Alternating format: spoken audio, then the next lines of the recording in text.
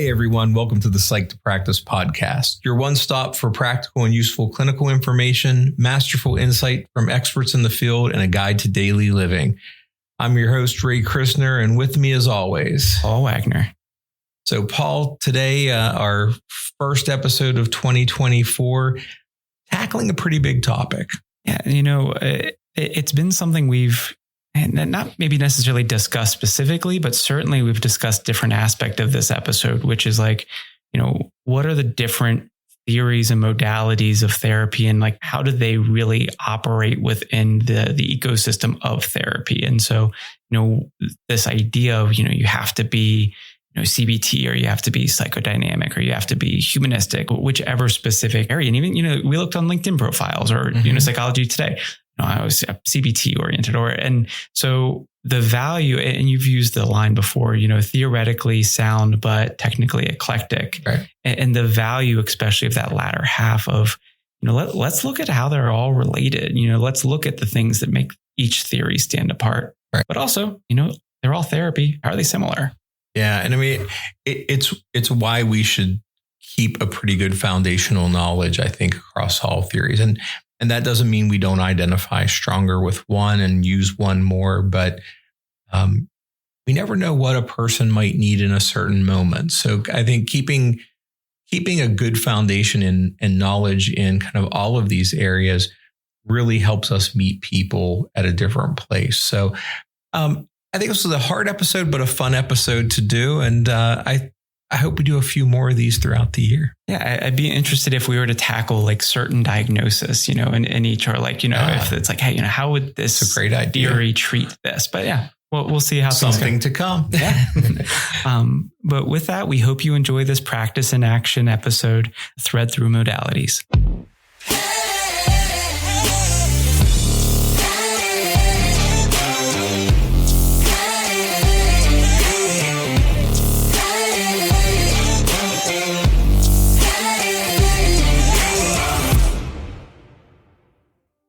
So Paul, back for our first episode of the new year. Yeah, no, and why not start the new year out with a challenge? And I think we have our work ahead of us for this episode, but I'm excited because I think it offers a lot of opportunity, and I'm hoping it can spark some interesting conversation between us, and even for our listeners to be able to kind of just maybe expanding their thoughts on some things that feel kind of fundamental. Yeah. It's I think it's interesting. So we're going to talk about different types of therapies and really kind of talk about maybe differences and commonalities. And I think in an episode at some point, I may have used the phrase that I always talk about being kind of theoretically sound and being technically eclectic, this idea that we all should ground our understanding of people in a theory that kind of fits for us. But technically, there are so many things that we can pull from others and there are so many things we can pull from other modalities of therapy that could be useful, that we shouldn't overlook those things. So I think this is kind of a fun topic to do that. Yeah. And that idea of the technically eclectic, and I wonder if there's value in us, not challenging our foundational theories, but expanding at least our understanding of them. We don't have to agree with them. We don't even necessarily have to utilize them all that often, but if we can understand them, I think it offers just then one more option and avenue for us to provide you a treatment. Yeah, I agree. And I think it comes back to this root that we need to start challenging this notion of superiority of one approach versus another. And so I'm a history buff. I like the history of psychology. And when we were talking about this, it brought up for me, I remember, in my doctoral program taking a class, history and systems in psychology, which I think everybody who's done their doctorate, they've gone through something similar. And, in that class, we read a study or an article that's from 1936. And in 1936, a gentleman, his name's Saul Rosenwig. I think I'm pronouncing it right. And he wrote this topic or this article, and he brought this notion that's still talked about today. It's called the dodo bird verdict.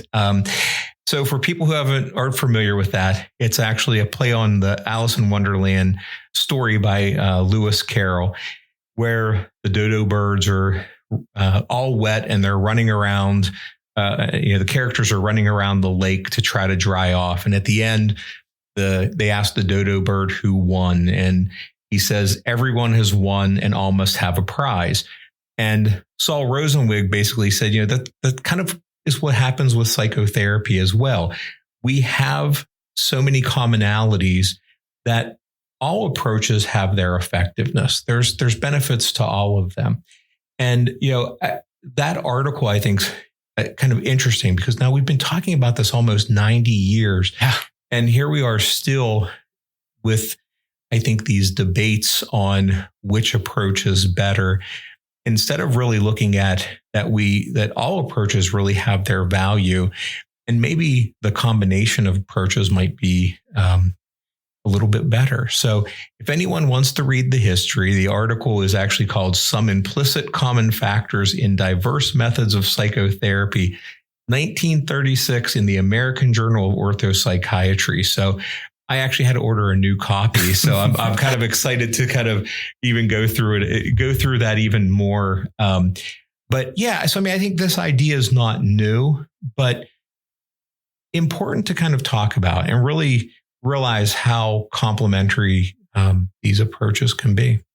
And, I think the value of specializing in one is just a deep fundamental understanding and being able to use it more effectively and efficiently. But there is such a value with having just general understanding as well. And, even thinking of like general contractors versus specific areas of focus in terms of like construction or, plumbing with, like working with electricians or HVAC and like all of those different pieces, like a general contractor, phenomenal. And like, I think I'm thinking about this because there's currently a hole in my ceiling and talking with the general contractor about it.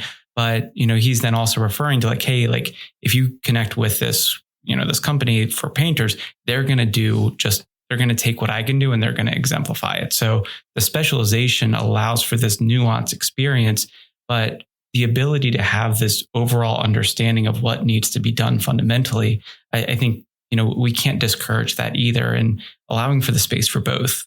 And so, I think it'd be interesting, right? Like it's certainly, we're not going to cover all the different, modalities or theories out there, but, maybe touching on some of the bigger ones that are, still prevalent and, we see in our, kind of in practice still, and really talking about like what sets them apart. Like, how does this differentiate from any other theory?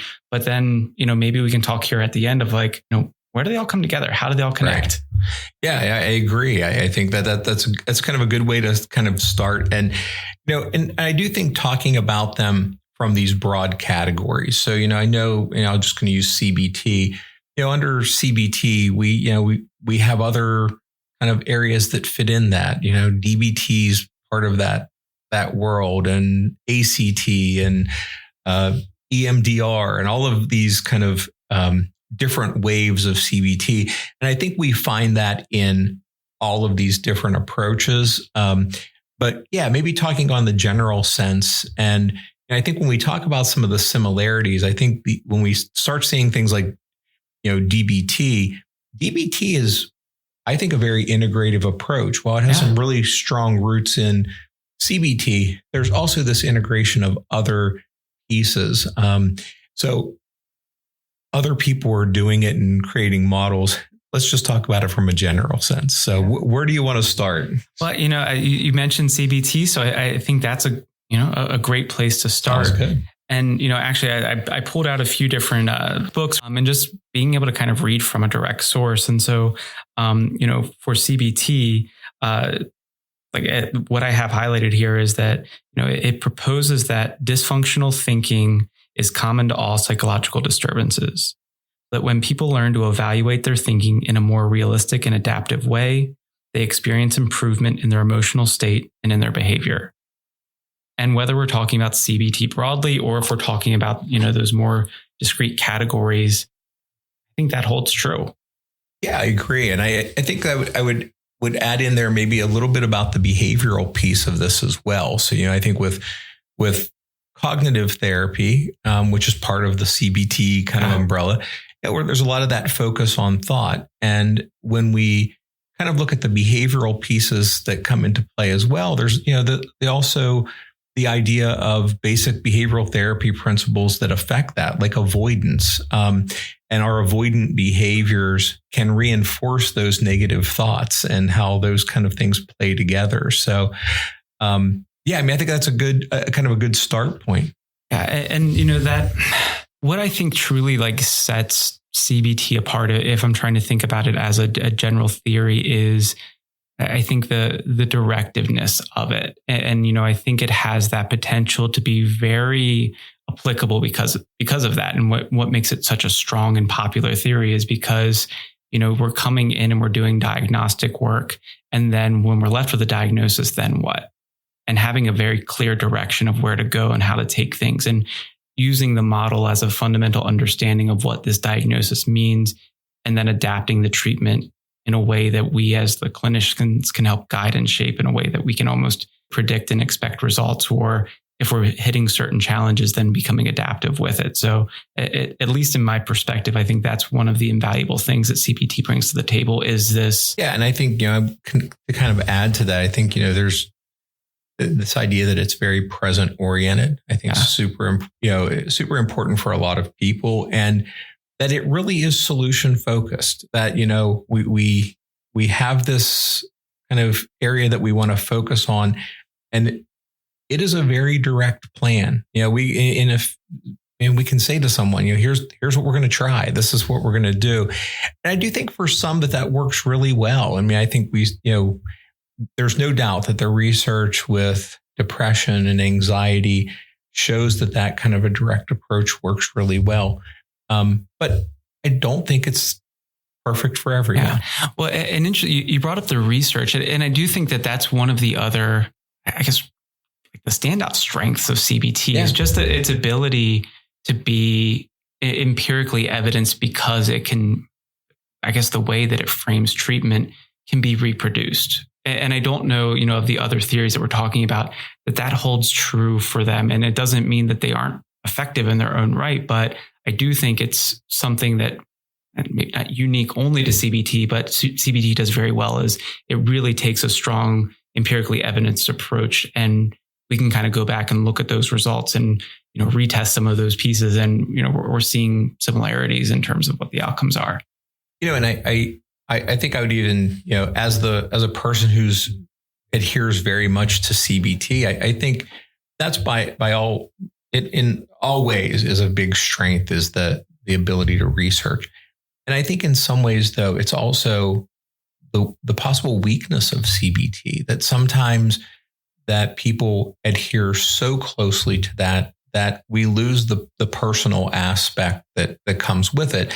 And I don't believe that's what CBT is about. I mean, I think, anybody that's heard Aaron Beck talk in his career, that is not how cognitive therapy is supposed to be. But I think it's easy to fall into that. There's manuals that are available, which are great. And as an early clinician, wonderful to have. I think about Bob Friedberg saying, a while back, gosh, get good at the techniques, use these manuals, use these things.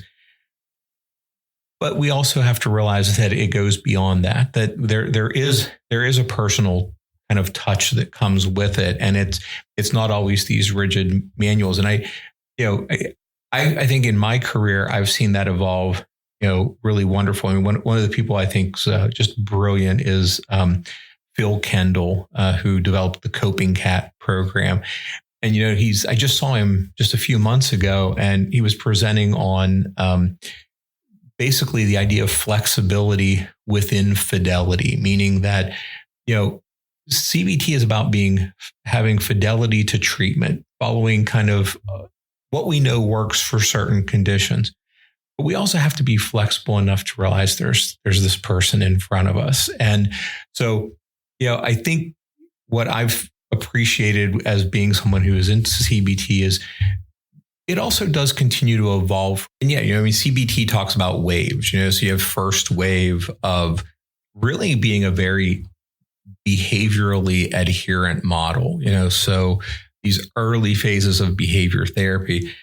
And then you get Tim Beck and Al Ellis, and they kind of add this thought piece to it. And we see this kind of next wave come.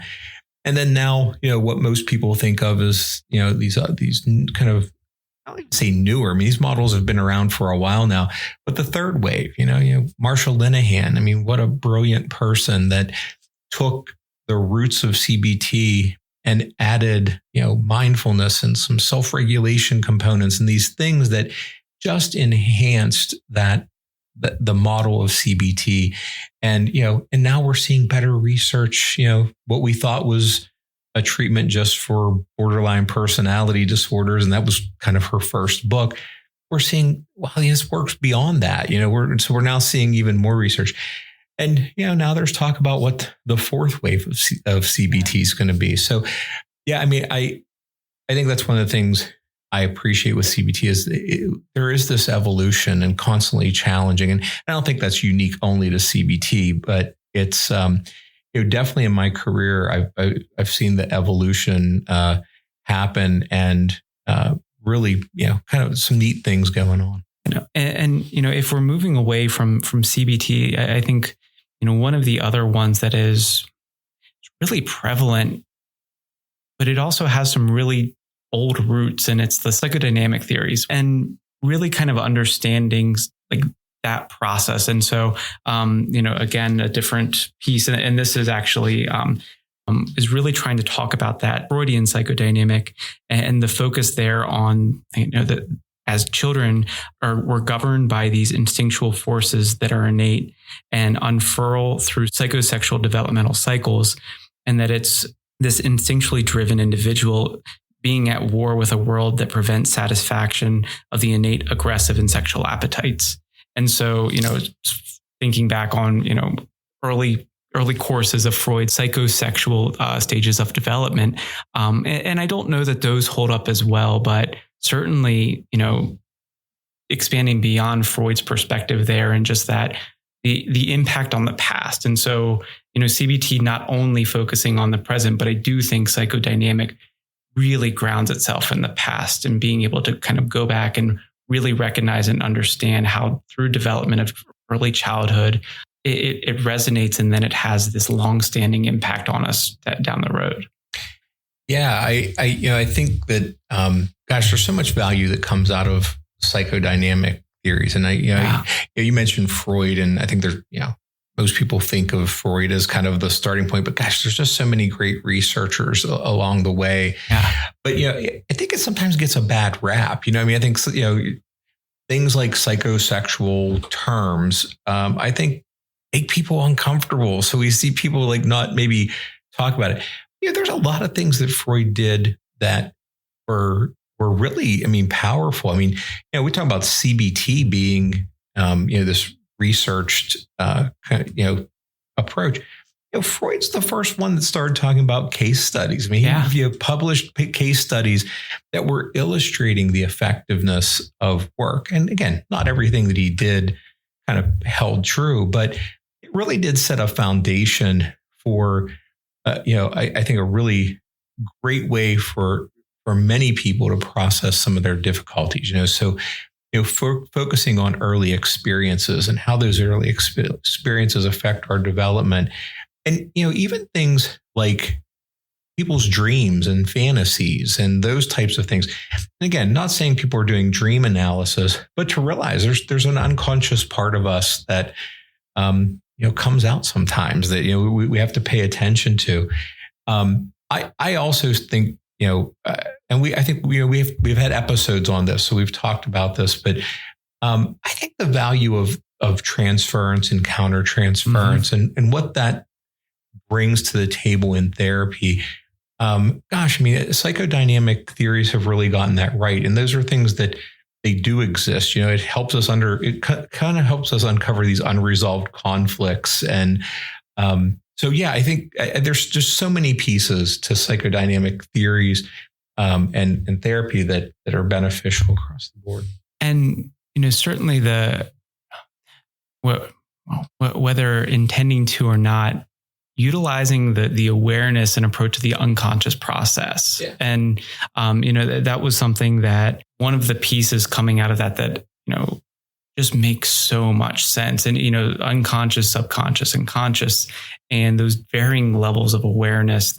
Getting people to understand those unconscious motives and how they affect, current behaviors or current relationships or current thoughts, are valuable. And I think, really kind of as the opposite of CBT, while it can't be direct, I think there are some direct aspects in psychodynamic therapy. This is really helping people. I think I've said it a couple of times now, but I like the word uncover. We're really helping people uncover those motives. We're not just providing an interpretation. We're kind of helping people link things together. And I think that's really a powerful experience. Like, I've done psychodynamic work before. I mean, I was kind of initially, that was kind of how my training started. And those kind of aha moments where people connect the dots through using, kind of good interpretation skills and helping people kind of work through these conflicts. I mean, it's a really powerful piece. And I think that, psychodynamic theories and therapies have such a value in treating complex problems. And, again, I love CBT, but sometimes just simple kind of exposures and thoughts are not deep enough. When we see things like, personality disorders or even trauma that people have gone through, there's a much kind of deeper process we have to go through. And I think psychodynamic theories and therapies really help with that. I mean, I think it's a great approach for many areas. And, I think those that are, the movement of short-term dynamic therapies, I also think have just added some great, value. And, it's not that we have to be in therapy for 5 years, and I think that's a misconception. And there are people doing some short-term work that is not too far off of what we're seeing in research with other therapies. I think maybe the difference with psychodynamic therapies are, we're not seeing these randomized controlled studies that we do in CBT, but I would say that I think it's a lack of research by clinicians of their own personal research to say that there's not good research on psychodynamic therapy. There's some incredible case study work that's out there. Maybe they're not huge studies that have, hundreds of people, but I think it's so easy to dismiss good case study research. And in my reading, I think psychodynamic therapists sometimes do it the best. That's some of the much more in-depth conceptualization work than you're going to see in other approaches. And the value of experiencing it through a narrative. And I know we even, again, thinking back to Bob, he was talking about using storytelling as a means of sharing it. And it's actually, I think it was training and information. And, I think that's what case studies were as well. And so not dismissing just because it doesn't fit the model. Yeah. Oh yeah, absolutely. Absolutely. And, I guess kind of the third topic that we were thinking about talking about, and this one is maybe a bit more of an amalgamation of, quite a few different theories, is kind of this humanistic idea or humanistic approach. And so, I was kind of personally jumping back and forth between, more the Rogerian person-centered, research and kind of the literature out there, and as well as like the existential, from Yalamek out there. And so, I think so many have that, focus on, self-actualization, I think is, one of those pieces that's there throughout, like how do you become a self-actualized individual? But the way that they go about doing that, and, I think that's where they maybe differ, or the valuing of authenticity and, what living an authentic life means. I think, again, the variety of humanistic approaches really try to ground themselves into that. And there's a lot of value, but it also, because they might tend to be more non-directive, can maybe feel like they're stalling out, or we're not necessarily always kind of sure as clinicians what to do with those areas. And so, I think in terms of, I'm going to kind of jump back and forth a bit between both of those. But, existential, identifying some of these large areas, fundamental and really existentially applicable to every single being. And so the impact of death and especially us as human beings and our awareness of our own death. And along those lines, freedom, which we tend to think of as a really good thing. We want freedom, but, the existential freedom of, I am the one who creates these choices. There's no guide rail. There's no stability. I alone am the one who governs what my actions are. And that can be kind of a scary thought. Certainly the idea of isolation, we come into the world alone and we exit the world alone. And no matter how hard we might yearn for connection with others, there is this distance that's there that we can never really bridge. And that feeling of isolation that comes within that. And then I believe the last one is purposelessness or meaninglessness. And that, if we try to adopt that idea of there's no intrinsic purpose, then we have to generate our own purpose. And who are we to then be able to do that? And so all of the conflicts that come along with that. And, in doing the reading, conflict was really that word of like that focus on dynamic and force and like I believe that, again, the book kind of referenced them as existential givens, but such a fascinating idea. And every single being experiences those pieces. And when we start to see distress, it's when there's conflict from those existential forces that come into our own authentic self, and comparing that to the person-centered approach, which does come from that piece of like, if we create an environment of unconditional positive regard, that individuals will want to move towards this self-actualized, awareness and working towards being their best selves.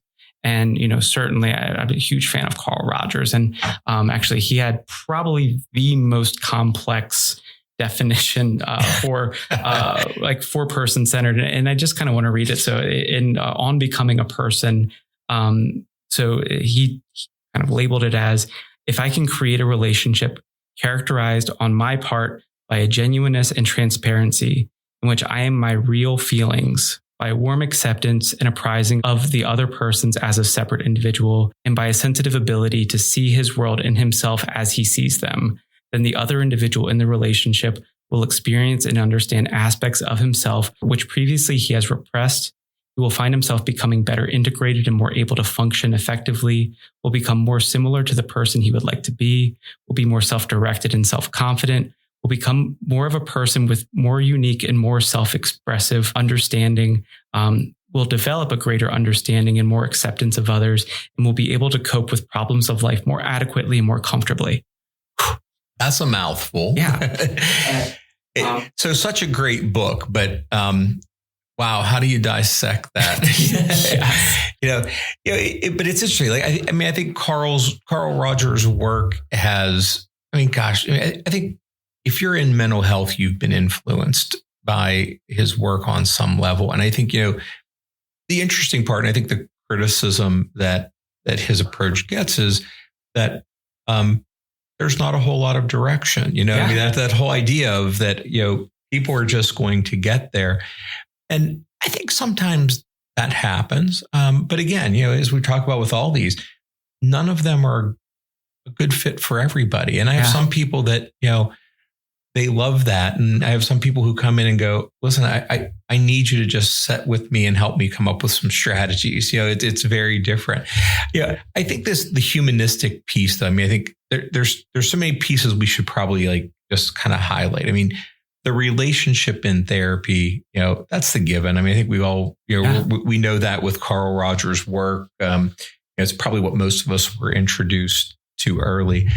But I think, the other influences when you were talking about these, that for me was Abraham Maslow and Maslow's work and how that comes into this, you used the word self-actualization, and that kind of made me think of the pyramid, right? Yes. But I think what Maslow brought into this, and we have to really think about with when we're talking about humanistic therapies, is that whole model is that we really can address only one human need at a time. I mean, I think that there's a progression in humanistic therapies that I think sometimes get ignored, and there's a structure around it. Finding where people are at, whether you're using the triangle that of the hierarchy of needs or something else, but recognizing that we have to understand where people are and work gradually with them to get them to those kind of next phases. I think is important. I think something we have to kind of pay attention to. And I think in stark contrast to psychodynamic, and maybe even takes that idea of a present oriented modality, but I think both person centered and existential. And I truly think most humanistic, but I feel cautionary to label all humanistic, but maybe is the most present oriented and really tries to recognize and understand where the person is now. Mm-hmm. Certainly, again, does not then dismiss the past, but it really tries to see what's the experience that's occurring right now. And so when you're talking about those levels of need and meeting them at the need, it's really in this present oriented, what is going on in this moment, and how are we experiencing the world? Like, what are the pieces at play for us in this very moment? And I think, that's one of the stark contrasts that, this humanistic approach oftentimes brings into it, which it doesn't necessarily attend to, our past relationships, past experiences, but what's occurring for us now. And almost maybe even how do we use that to again, shape and guide the future that we're looking to create rather than the future that we fear or that we feel stuck in. Yeah, I mean, I agree. I think it's, I never really necessarily thought of that idea of the present being so important there. I mean, it's always kind of assigned to CBT, but yeah, I agree. I mean, I think that you're right. It probably is the most present, and because you're really, in some ways, the individual in front of us really guides the treatment. Yeah. I mean, it really is, and I can see that as being a really an experience that people feel acknowledged and understood in a different way. And so I mean, I agree. I think that you're right. It's a really present focus, and so it's interesting as we're talking through all of these. Like, there's words that kind of you're reading in there, and as you're reading them, I'm going, oh, wow, that's part of one of these other therapies, right? So like, use the word conflicts when you were reading the definition with, I think, for existentialism. And I'm thinking like, oh, it made me think of like the psychosocial conflicts that happen in more the psychodynamic world and Erik Erikson's work. And, it's interesting because, again, these are very unique approaches when you read the book definition. Yeah. But what's that look like in practice? So let's maybe talk about kind of some similarities and differences. Like, let's kind of go through and, what do you see as some of the similarities that really do cut across all of these? Yeah. And really, I think it's the word therapy.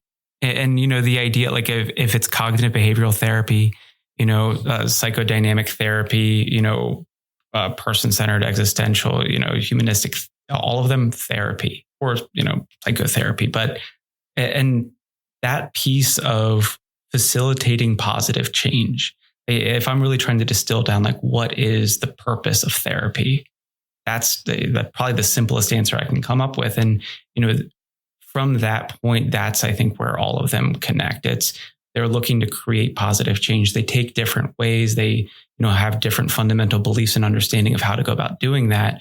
But if we can really kind of filter that out, like, if we're helping someone, in, psychodynamic, to become, bring into awareness and then helping to resolve past conflicts and experiences from childhood, or, in CBT, if we're helping to challenge a phobia, in existential, trying to, challenge some of the conflicts that are going on with some of those existential dreads or givens, and in person-centered, trying to work towards becoming a self-accepting and self-actualized individual.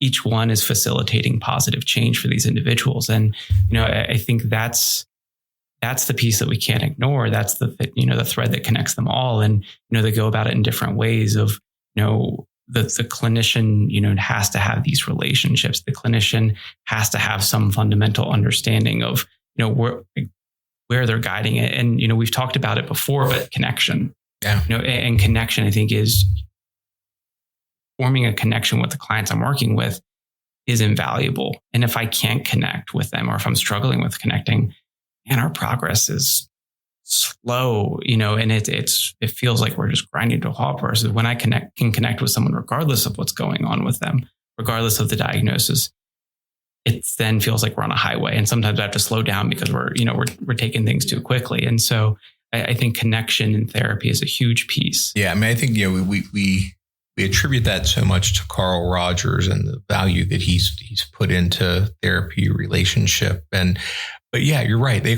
think the relationship between therapist and client, it's crucial in all of them.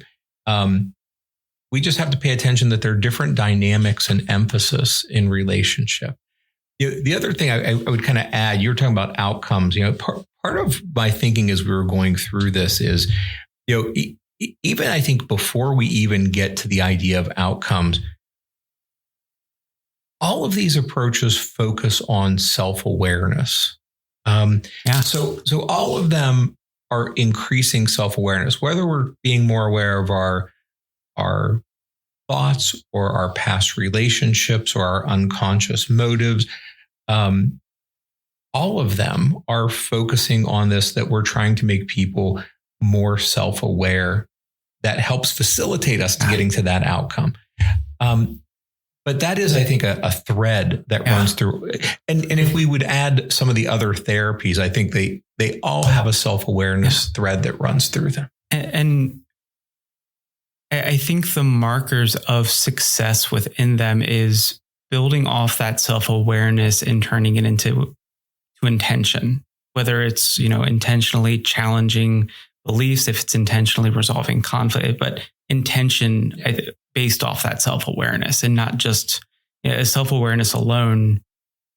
I think it's phenomenal, but it doesn't create change. It's what we're doing with the self-awareness and using it in a very intentional way, I believe. So those are some of the similarities. How do you see the differences between them? What kind of stands out? We were kind of discussing some of these, but, I think one of the ones that feels really significant is just the role that the clinician plays, in whether it's in a directive role, if it's in an interpretive or even an uncovering role, or if it's in a non-directive role. And so I think that then creates a very different experience. And depending on the conditions that the individual who's seeking treatment is going through, I think, and also maybe their own personal preferences to a certain degree. I think preference is valuable, but also I don't know that preference alone is a good marker. Like someone might have a preference for non-directive,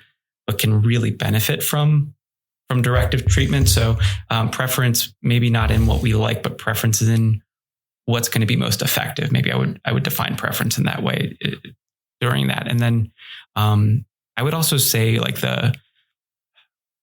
where they spend the most time in terms of like temporal awareness. And so if they are more of a past oriented, if we're more of a present oriented, but again, maybe a similarity is that I think each of them looks towards a future oriented. Like that's where the results, or that's where we're guiding things towards, is how do we make, the future look different?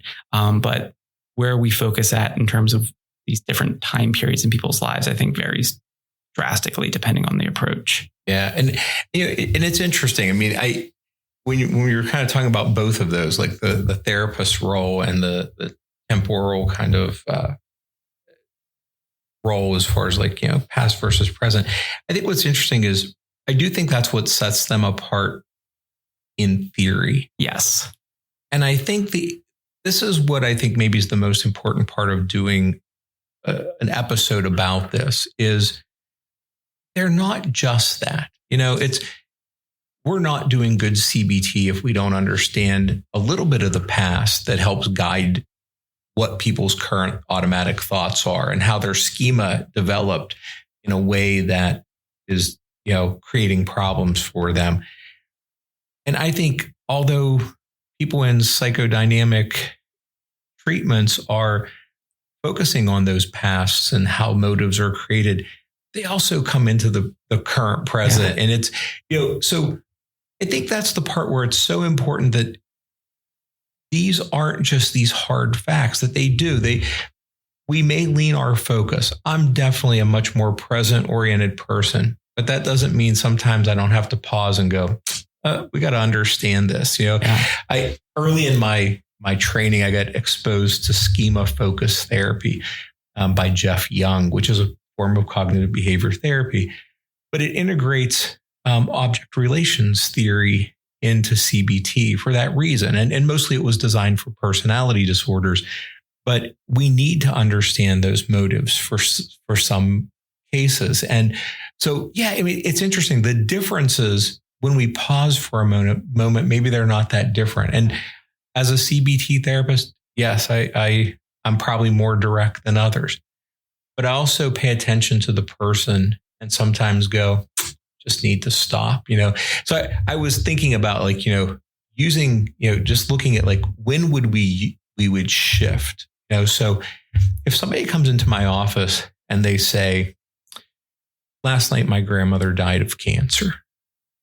I'm probably not going to go, well, tell me what you think about that. And we're not going to challenge their thoughts. I'm going to be a pretty humanistic therapist for the next 50 minutes and really rely on just that relationship and providing support and listening and probably not being very direct. And so I think, I would move in that direction. And, with an anxiety or a phobia, I'm going to be pretty hard on CBT stuff. That's what I'm going to be focused on. And I'm going to get into that exposure. But if along the way, that same person has, there's some personality factors or some trauma things, I'm probably going to roll into a little bit of psychodynamic work. And, I'm a member of an organization, the Society for the Integration of Psychotherapy. And, I'm fascinated because that's what we really are seeing. I think good therapists meet people where they're at. At the end of the day, still recognized as being a CBT therapist, but it's being able to utilize our skills in all of those areas. And that piece of just the skills, because, there's certainly that, there's skills or techniques that I associate with, each of these different modalities or theories, but I don't know that we get the full benefit if we don't also bring the theory into the skill or into the, the intervention that we're discussing. And so, if someone experiences, actually earlier today, I had a gentleman I haven't seen, been doing well. And, he comes in and he shares that there's been some pretty life altering events that have occurred for him. And, we're sitting there and it's been about, 3 weeks or so that he's been experiencing these things and working really to just try to almost present choice.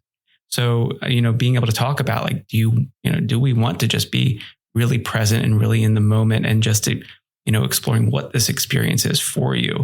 Do we want to then say, what do you want to then, how do you want things to look different or what do you want to do with these things? Do we want to talk about how this changes all of the plans that you had made and all of the thoughts that you had, moving forward? And so being able to really try to, not only jumping in with the technique, but being able to almost explore it's not the theory itself, but being able to bring a bit of the theory in and exploring and providing a choice of what feels like it's the best fit in this moment. And I do think, you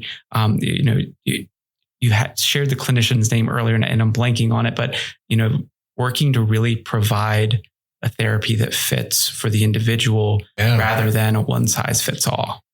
Yeah. So, I mean, we were talking about, one of my favorite podcasts that I listen to is called Talking Therapy. And Talking Therapy, it's two individuals, Alan Francis and Marvin Goldfried. And Alan Francis oftentimes talks about what size fits you therapy. Yeah. And I love that. I think, that's when, no matter what our orientation is, it's when we do good work. It's really, we really do have to really sometimes blend things. And, what I love about their podcast is, Alan Francis is psychodynamic and Marvin Goldfried is cognitive behavioral. But they talk about when they use both, and it's some short episodes. But yeah, I mean, I think they get it right. They really, this idea of being able to, not feel that you can't talk about some other theories is, doesn't make any sense. It's sometimes that's what the person needs in the moment. And maybe we're not an expert in it, but we'll go back to your construction example earlier. Maybe we don't have to.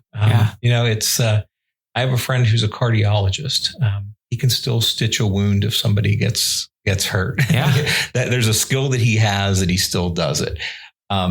Does he do it every day? No. But if somebody needs it and they're in front of him, he can rely back on those foundational skills that he has. And maybe we all need to take advantage of that more often. I mean, it's a part of our programs for a reason. That's right. Yeah, that's right.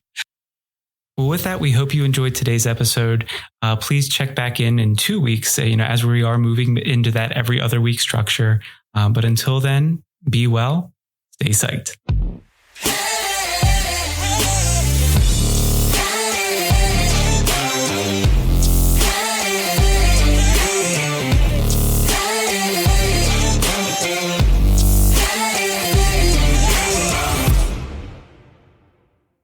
The information contained in this podcast and on the Psyched to Practice website is intended for informational and educational purposes only. Nothing in this podcast or on the website is intended to be a substitute for professional, psychological, psychiatric, educational, or medical advice, diagnosis, or treatment. Please note that no professional patient relationship is formed here, and similarly, no supervisory or consultative relationship is formed between the host, guests, and listeners of this podcast. If you need the qualified advice of a mental health professional or practitioner, please contact services in your area. Similarly, if you need supervision on clinical matters, please locate a supervisor with experience to fit your professional needs.